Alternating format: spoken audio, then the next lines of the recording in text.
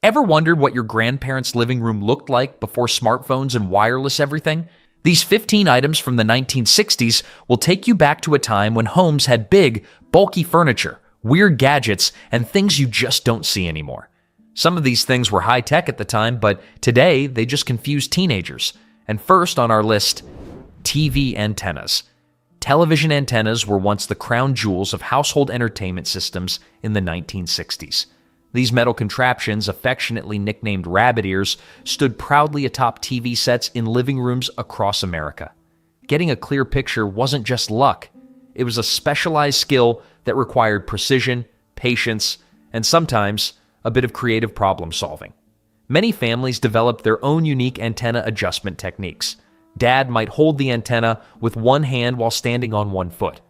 Mom might insist that facing it northeast on Tuesdays brought in the best reception for her favorite soap opera. Children were often used as human signal helpers, told to stand near the TV with arms stretched out at odd angles. The foil improvement technique deserves special mention. An estimated 70% of households tried the aluminum foil trick at some point, carefully wrapping shiny strips around the antenna tips with the serious focus of a surgeon performing a tricky operation. Weather was the constant enemy of clear reception. Rainy days changed dramatic scenes into abstract art, while windy conditions could suddenly change a baseball game into a fuzzy blob. The arrival of cable television in the late 1970s began the slow dying out of these metal parts. Today's youngsters might look at an old TV antenna and mistake it for some strange abstract sculpture. Ashtrays in the 1960s weren't merely useful objects, they were showpieces displaying personal style. Walking into a typical home of that era, you'd likely spot at least 3 to 4 ashtrays carefully placed throughout the living space, ready to collect the gray remains of what was then considered a classy habit. The variety was truly impressive. Crystal ashtrays decorated coffee tables in formal living rooms reserved for guests and special occasions. Ceramic ones featuring funny sayings or cartoon characters added personality to family rooms. Some homeowners displayed ashtrays from vacation destinations, each serving as both a useful item and a conversation starter about past adventures. Furniture makers fully supported the smoking culture, building ashtrays directly into sofas and chairs. These clever pull-out trays hidden in armrests were considered the height of handiness and modern design. Historical data shows that nearly 40% of adult furniture included some form of built-in ashtray feature by 1965. Department stores set aside entire sections to ashtray displays. Gift lists for weddings routinely included at least one fancy ashtray for entertaining. The health awareness campaigns of the 1970s and 1980s gradually changed these common home accessories into relics. Today, finding an ashtray in someone's living room feels like discovering a dinosaur bone, a strange object from a different time. Console stereos. Console stereos of the 1960s weren't just audio equipment, they were massive pieces of furniture that demanded attention in living rooms across America. These wooden giants, typically measuring 5 to 6 feet long and weighing upwards of 200 pounds, represented the technological peak of home entertainment before the digital revolution changed everything. Purchasing a console stereo wasn't a casual decision. It required significant financial spending, careful measurement of available space, and often stronger flooring. At their peak popularity around 1965, a high-quality console stereo could cost the equivalent of 2 months' salary for an average worker. Despite the big price tag, approximately 65% of middle-class homes owned one by the late 1960s. The quality work was remarkable. Cabinets made from walnut, mahogany, or oak were hand-finished to match existing furniture. Many featured detailed carved designs, fancy speaker covers, and sliding doors to hide the record player when not in use. The warm glow of the radio dial added a touch of magic when lit up in a darkened room during evening listening sessions. Social gatherings centered around these wooden music centers. Saturday nights meant carefully selected records played in a specific order while friends discussed album artwork and song information. Parents might start the evening with Frank Sinatra while kids waited eagerly to play the latest Beatles album. The fall began with the introduction of component stereo systems in the 1970s. Smaller, separate units offered better sound quality while taking up less space. By the 1980s, cassette tapes and portable players made music able to be carried around. Today, these once prized possessions often end up sold at estate sales for a fraction of their original cost or reused as unique bars or storage cabinets. A few months ago, I had no idea what a health ring even was until my fiancée got me one, and I have to say, I'm shocked this isn't a widely known and used product. It tracks my stress levels, and what I found out is that some supplements made my stress score spike, while others actually helped bring it down. I adjusted a few things based on that, and honestly, I feel 10 years younger. My wife mainly uses it to track her menstrual cycles, and she is obsessed with her sleep quality score. I noticed they are currently running a limited 69% discount, but I don't know how long it will last. It's currently only $60, and it's clear. This one is the best bang for your buck, with other health rings priced around $350 with less functions. They managed to price it this low because they cut out the middleman like Amazon, Walmart, etc., who drive up the price and take a big margin, ending up with the customer paying 3 to 5 times more. If you are on TV, you can check it out yourself by pausing the video and scanning the QR code with your phone camera or clicking the first link in the description of this video. Rotary phones. The rotary phone once ruled American home communication in ways that seem almost ancient to modern teenagers. These bulky devices featured a circular dial with 10 finger holes corresponding to numbers 0 through 9. Making a call required physically rotating the dial for each number, then waiting for it to spin back before dialing the next digit. Long phone numbers became a test of patience and finger skill. A simple 7-digit number could take nearly 30 seconds to dial. Heaven forbid you lived in an area with mostly high digits like 8s and 9s, which required the longest rotation time. One survey from 1962 found that Americans collectively spent over 14 million hours annually just waiting for rotary dials to return to their starting position. The physical nature of dialing created unique social situations. Everyone within hearing distance could count the clicks and potentially figure out who you were calling. Teenagers developed codes with friends. 2 quick hang-ups meant call me back without parents knowing who was on the line. Some smart teens mastered the art of tapping the receiver hook in precise patterns to copy dialing without using the rotary at all. Phone cords represented another defining feature of this era. Typically stretching 6 to 12 feet, these coiled connections to the outside world created both convenience and chaos. Stretched to their limits, they allowed for some privacy in a hallway or closet, but they also became tangled messes that seemed to knot themselves when not in use. Wood paneling. Step into a typical 1960s living room and you'd likely find yourself surrounded by walls covered in dark wood paneling. This interior design trend took America by storm, changing ordinary homes into what resembled rustic lodges or executive offices from TV detective shows. Approximately 63% of new suburban homes built between 1965 and 1975 featured wood paneling in at least one room. Why did homeowners like turning their walls into giant wooden surfaces? For starters, it offered an easy solution to plain drywall without the trouble of wallpaper or paint. Putting it up was relatively simple. Sheets of thin wood covering or fake wood could be attached directly to existing walls in a weekend project. Home improvement stores reported wood paneling as their #1 wall covering product for 12 consecutive years during this era. The panels came in various shades of brown, typically with noticeable vertical grooves every 6 to 12 inches. Expensive versions showcased actual wood grain, while cheaper options merely printed grain patterns onto manufactured materials. Either way, the result changed rooms into darker, seemingly cozier spaces that matched well with the era's heavy furniture and bold patterns. What few homeowners realized when eagerly installing these panels was the future problem they would face in removing them. The glues used created a bond that would challenge generations of homeowners to come. A 1990 survey of home renovators revealed that removing wood paneling ranked third among most regretted home improvement decisions their parents had made. Hideaway beds. Few furniture innovations offered as much practical magic as the hideaway bed. Also known as Murphy beds, these clever space savers offered the ultimate solution for homes lacking dedicated guest rooms. During the day, they disappeared vertically into a wall or cabinet, freeing up valuable floor space. When needed, they folded down to provide instant sleeping spots for visitors. The workings behind these beds were both clever and slightly terrifying. Heavy-duty springs balanced out the weight of the mattress and frame, allowing even those with modest arm strength to raise and lower them. However, these springs held enough tension to throw an unaware user toward the ceiling if the bed wasn't properly secured. A 1967 insurance industry report documented over 800 incidents of unexpected bed spring back resulting in minor injuries, primarily to in-laws who were unfamiliar with the way it worked. Using a hideaway bed required following proper steps. First, clear all objects from the landing zone. Next, grasp the hidden handle and pull steadily downward, preparing for the momentum as the bed descended. Finally, unfold the support legs that prevent midnight collapses.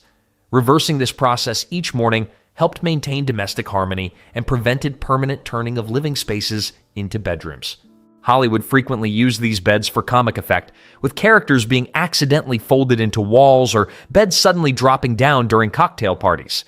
Real-life owners, however, found less humor in the situation when springs weakened over time, changing easy operation into a two-person wrestling match with furniture. Built-in blender stations. What kitchen innovation showed off modern living louder than a built-in blender station? These countertop marvels became a symbol of success for forward-thinking homemakers of the 1960s. Unlike portable blenders that took up valuable counter space, these permanent fixtures were built directly into kitchen countertops, ready for action at a moment's notice. The typical setup featured a sunken circular opening in the counter where the blender motor was permanently installed. Only the pitcher portion needed storage, while the base remained flush with the countertop when not in use. A 1963 Good Housekeeping survey revealed that 42% of new suburban kitchen renovations included spaces for these built-in appliances. The first challenge came with cleaning. Spills around the motorized base created sticky situations as liquids leaked into spaces never designed for easy wiping. Food particles that found their way into the hidden areas often stayed there, creating mystery odors that confused homeowners weeks later. Intercom systems. Dinner's ready. No longer did this announcement require shouting up staircases or sending someone to round up family members. The home intercom system, a wonder of 1960s domestic technology, promised to completely change household communication. These devices, wired throughout the home, allowed family members to speak to each other from different rooms at the push of a button. The standard setup included a master station, typically installed in the kitchen, with smaller speakers in bedrooms, recreation rooms, and even bathrooms. Some fancy models featured music distribution features, allowing the family to enjoy radio broadcasts throughout the house. Initial excitement for these systems often decreased quickly. The sound quality left much to be desired. Messages frequently arrived unclear or barely audible. Pass the salt might come through as pass the salt, leading to confusion rather than convenience. Colored bathroom fixtures. Nothing showed off a modern bathroom in the 1960s quite like fixtures in bold, impossible-to-ignore colors. While white porcelain had ruled bathroom design for decades, suddenly toilets, sinks, and bathtubs bloomed in hues that went against subtlety. Avocado green, harvest gold, flamingo pink, and sky blue led the colorful charge into American bathrooms. The colored fixture trend began as a marketing strategy. After World War II, manufacturers needed ways to set apart new products from perfectly functional older models. Color provided the perfect solution, a visible upgrade that showed prosperity and fashion-forward thinking. Bathroom design went all in on the trend. Matching colored tiles, wallpaper with matching patterns, and complementary rugs and towels created all-around color experiences that overwhelmed the senses. Decorating magazines celebrated the boldest combinations, suggesting that mixing colors showed particular good taste. Television sets. The 1960s television wasn't just a device. It was a substantial piece of furniture that needed respect and floor space. These giants came encased in wooden cabinets that perfectly matched other living room pieces, creating a smooth blend between entertainment technology and home decor. The average console TV weighed between 70 and 100 pounds, with expensive models tipping the scales at nearly 150 pounds. Manufacturing these television furniture combinations required skills from both electronics engineers and furniture makers. Cabinets came in popular wood finishes, including mahogany, walnut, and oak, often featuring detailed detailing, fancy speaker covers, and storage compartments for TV guides and remote controls. Recipe book holders. Before online cooking videos and digital assistants, home cooks relied on printed recipes, carefully organized in books and index cards. To keep these cooking instructions visible while cooking, yet safe from splatters and spills, many 1960s kitchens featured special recipe book holders built directly into cabinetry. These clever contraptions typically consisted of a flip-down shelf attached beneath an upper cabinet, positioned at eye level for easy reading. When needed, the shelf swung down to provide a stable surface for an open cookbook. Some fancy models included adjustable plastic cover shields that protected pages from inevitable splashes while still allowing the cook to read the instructions. TV dinners in aluminum trays. The pattern of American family dining changed forever when Swanson introduced the TV dinner in 1953. But it was during the 1960s that these prepackaged meals truly changed home eating habits. Served in divided aluminum trays that kept foods neatly separated, these frozen meals perfectly captured the decades' love for convenience and modern living. The original TV dinners required significant preparation time by today's standards. Without widespread microwave ovens, meals needed 20 to 30 minutes in a conventional oven, though this still represented a dramatic time savings compared to cooking from scratch. A food industry report from 1967 revealed that Americans purchased over 300 million TV dinners that year, averaging out to nearly 5 meals per household. The aluminum tray itself became a well-known design, with dedicated sections preventing culinary mixing, no gravy touching the apple cobbler. These compartments created a regular meal structure that continues in frozen dinners today. Protein in the largest section, vegetable and starch in secondary compartments, and dessert in the smallest space. Fold-out sewing machines. In an era before fast fashion and throwaway clothing, the sewing machine held a place of honor in many 1960s homes. Unlike today's dedicated craft rooms, these essential appliances were cleverly built into living spaces through clever fold-away cabinets that hid their practical purpose. The typical sewing cabinet resembled an ordinary end table or sideboard when closed. With a few simple movements, the top would open, the machine would rise on a spring-loaded platform, and a folding work surface would extend to support fabric. This change from decorative furniture to functional workspace took less than 30 seconds. A 1962 consumer survey found that 83% of American households owned at least one sewing machine, with 65% featuring a fold-away cabinet model. As clothing became less expensive and home economics classes disappeared from schools, fewer people kept up sewing skills.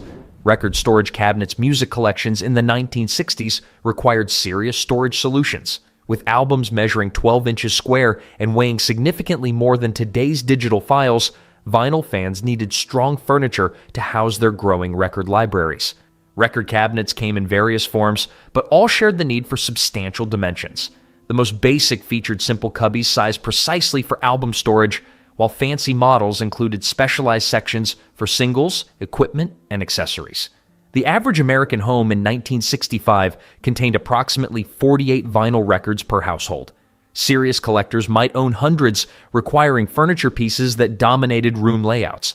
A standard record cabinet measured between 4 and 6 feet wide, 2 feet deep, and 3 feet tall. Dimensions that took up significant floor space. Alarm clocks with flip numbers. Before smartphone alarms and digital displays, bedrooms featured mechanical flip clocks whose constantly changing numbers provided both timekeeping and accidental nighttime entertainment. These devices, known as flip clocks or split-flap displays, used an internal motor to rotate numbered cards that would flip into view as time passed. The distinct sound of these clocks became their defining characteristic. Each minute change produced a distinctive click-clack as the numbered card fell forward, revealing the next digit. Many people who couldn't sleep passed sleepless hours watching for the coordinated flip of multiple digits, with 159 to 200 offering a particularly satisfying quadruple change.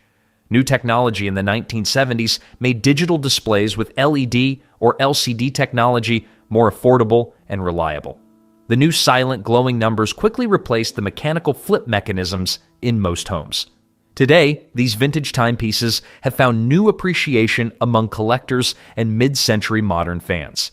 As time has flipped forward, these 15 household items from the 1960s have vanished, leaving only memories of a past era of American home life.